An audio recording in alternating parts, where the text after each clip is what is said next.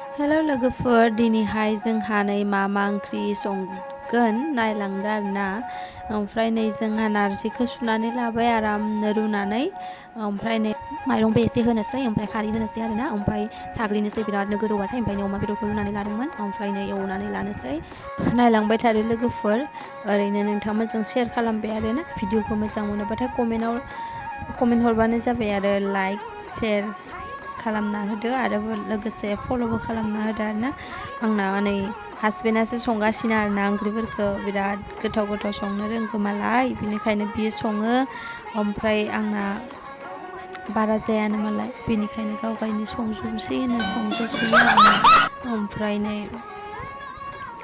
बिदैबो लाबोदोंमोन नालाय अमा बेदर एवनायाव बिदैखौबो होनानै होबाय आरोना ओमफ्राय नै नारजिया मोनबाय आरोना ओमफ्राय जोंहा जानो थाखाय रेडि खालामसै आरोना बिराद जानो लुगैनाय नारजि ओमफ्राय नै थारैनो अमा बेदरा मोनबाय आरोना बिबु लगायनाय बिथि लगायनानै बिराद गोथाव संखाबाय बियो ओमफ्राय नारजियाबो बिराद गोथाव जादों आरोना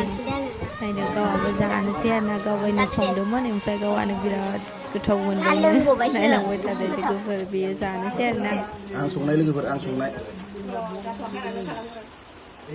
आं संदों लोगोफोर जोबोद गोथाव जादों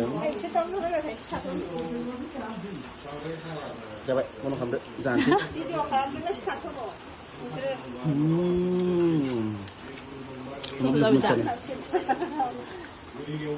बुंनाङा लाजाबाब गावनो संनानै गावनो जाबाय गोथाव